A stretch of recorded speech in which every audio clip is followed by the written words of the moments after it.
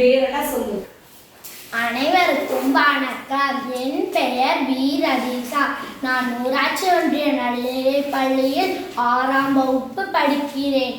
ஏறுபெட்டு. நான் உங்களுக்கு ஒரு கதை சொல்ல போறேன். பேராசையே பெருநஷ்டம். ஒரு ஊர்ல அன்பும் பாலுவும் நெருங்கிய நண்பர்களாம். அவங்க 2 பேரும் பக்கத்து வீடா. அவங்க 2 பேரும் மரத்தை வெட்டி வாங்கி வந்தாங்களாம். அவங்க 2 பேரும் மரத்தை வெட்டி வாங்கி வந்தாங்க. அவங்க 2 பேருக்கு மரம் வெட்டுறது விட வேற எந்த வேலையும் தெரியாதான். அன்பு சரியான சோம்பேறியா. பாலு காலையில் எழுந்துச்சோன்னா நேரத்திலே எழுந்துச்சு வேலைக்கு போயிடுவானா. போன வேலையாடி ஒரு அடர்ந்த காட்டுக்கு பாலு போனானா. அந்த அடர்ந்த காட்டுல பக்கத்தால ஒரு மரம் இருந்துச்சான். ஆறுக்கு பக்கத்தால. அந்த மரத்துல நிறைய பழங்கள், பெரிய மரம். அந்த மரத்தை வெட்டலான்னு போனானா. இது வெட்டினா நமக்கு நிறைய காசு கிடைக்குமே அப்படின்னு சொல்லி யோசிச்சானா பாலு. அப்புறம் பாலு இருந்துட்டு இந்த மரத்தை வெட்டினா நமக்கு நிறைய காசு கிடைக்குமே அப்படின்னு சொல்லி யோசனை பண்றான். யோசனை பண்ணிட்டே இருக்கான். அப்புறம் அவனுக்கு ஒரு திடீர்னு ஒரு ஐடியா வந்துச்சு. அப்புறம் மரத்தை வெட்டிட்டே இருக்கான். வெட்ட பக்கத்தால இருந்த ஆற்றுல கை தவறி போய் அப்படியே அவனோட மரம் வெட்டி விழுந்துருச்சு. மரம் வெட்டி விழுந்து வர காடி அவனுக்கு ஐயோ என் மரம் வெட்டி விழுந்துருச்சு, என் கண்ணுக்குள்ள விழுந்துருச்சு, நான் என்ன பண்றது அப்படின்னு சொல்லி அவன் அழுகுறான். மரம் வெட்டுறது கூட எனக்கு எந்த வேலையும் தெரியாது அப்படின்னு சொல்லி அழுகுறாங்க. அழுது வர காடி அப்புறம் அவன் அழுதுக்குள்ளே இருக்கான். அப்புறம் தண்ணிக்குள்ள இருந்து ஒரு தேவை வராங்க. அந்த தேவை இருந்துட்டு ஏபாலு உனக்கு என்ன பிரச்சனை, ஏன் என்னன்னு சொல்லுகிற அப்படின்னு கேட்பான். கேட்ட வர காடி அவன் வந்துட்டு நான் அந்த மாதிரி மரத்தை வெட்டிட்டு இருந்தேன், தவறி ஆற்றுல போய் என்னோட மரம் வெட்டி உள்ள இருந்துச்சு, கொஞ்சம் எடுத்து தரீங்களா அப்படின்னு கேட்குறான். கேட்டதுக்கப்புறம் தேவை இருந்துட்டு மரம் வெட்டுறது உனக்கு தப்புன்னு தெரியுமில்ல, அப்புறம் ஏன் மரத்தை வெட்டுற அப்படின்னு கேட்குறாங்க. கேட்டதுக்கப்புறம் எனக்கு மரம் வெட்டுறதை விட எனக்கு வேறு எந்த வேலையும் தெரியாது, மரம் வெட்டினா எனக்கு அவருக்கு சாப்பாடும் கிடையாது அப்படின்னு சொல்கிறான். சொன்னதுக்கப்புறம் தேவை இருந்துட்டு நான் உனக்கு மரத்தை வெட்டி எடுத்து தரேன், நீ அதுக்கு பதிலாக என்ன பண்ணுவ அப்படின்னு கேட்குறான். கேட்டங்காட்டிக்கு நான் மரத்தை இனிமேல் வெட்டவே மாட்டேன், மரத்தை வெட்டுறதுக்கு பதிலாக எல்லாத்துக்கும் விதைப்பந்து செஞ்சு கொண்டு போய் எல்லாத்துக்கும் கொடுத்துட்டு நானும் சின்ன சின்ன செடிகள்லாம் வெட்டுவேன், நட்டுறேன் நீங்கன்னா சொன்னங்காட்டிக்கு. அப்புறம்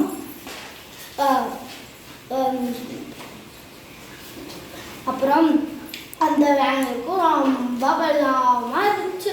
சேர்ந்து பழச்சிப்போன்னு சொல்லி அந்த மரம் வெட்டி எடுத்து கொடுத்துட்றாங்க.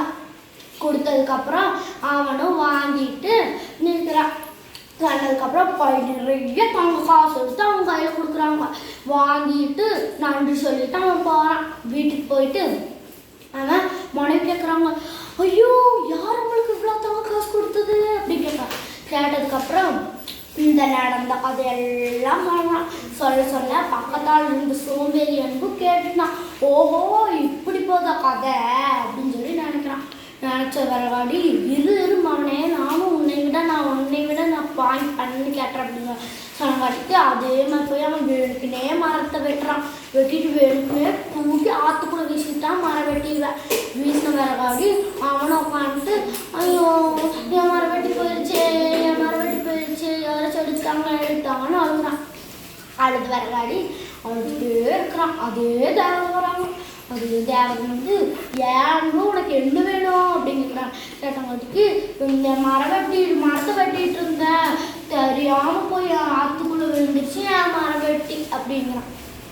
சொன்னதுக்கப்புறம் அவர் வந்துட்டு தேவதை கேட்குறாங்க, உனக்கு நான் மரம் வெட்டி எடுத்துறேன், அதுக்கு பதிலாக நீ என்ன பண்ணுவ அப்படிங்கிறாங்க.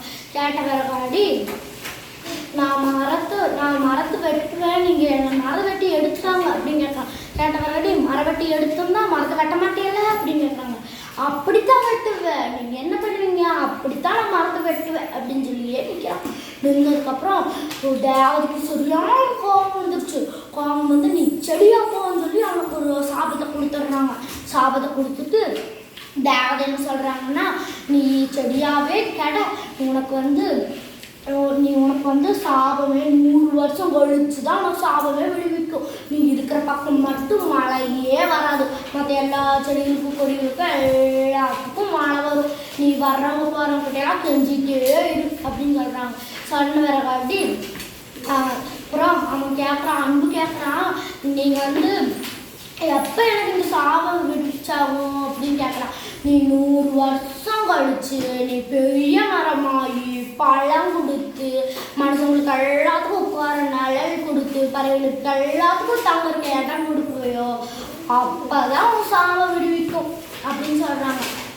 சொன்னதுக்கப்புறம் அவன் தண்ணி என்கிட்ட மழையே வராதுன்னு சொல்கிறீங்க, அப்புறம் எப்படின்னா பெருசாக வளருதுன்னு கேட்டங்காட்டிக்கு தேவை சொல்கிறாங்க, வரவங்க வர முடியாது கெஞ்சிட்டே இரு, நீ கெஞ்ச அவங்க ஊற்றுவாங்க உனக்கு கொஞ்சம் தண்ணி, அந்த தண்ணியை வாங்கி பிடிச்சி நீ பெரிய மரமாகி எல்லாத்துக்கும் பணம் கொடு அப்படின்னு சொன்னதுக்கப்புறம் அதே மாதிரி 100 வருஷம் ஆயிடுச்சு.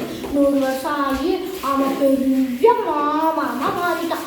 மாமரமாக மாறிட்டு வரக்காடி பழம் எல்லாத்துக்கும் பழம் கொடுக்குறான். மனுஷங்களுக்கு எல்லாம் உட்காரக்கு நிழல் தர்றான். அப்புறம் எல்லா பறவைகளுக்கு எல்லாத்துக்கும் பழங்களுக்கு எல்லாத்துக்குமே நிற்கிறதுக்கு வீடு எல்லாமே கொடுக்குறான். கொடுத்ததுக்கப்புறம் தேவதை பார்த்தோன்னா ரொம்ப பரிதாபமாகிடுச்சு. பானகங்காட்டி உன் சாம்பை விடுதலை ஆகுதுன்னு சொல்லி அவனுக்கு சொல்கிறாங்க. சொன்னதுக்கப்புறம் அவன் வந்து சாபத்துலேருந்து விடுவிச்சிட்டான்.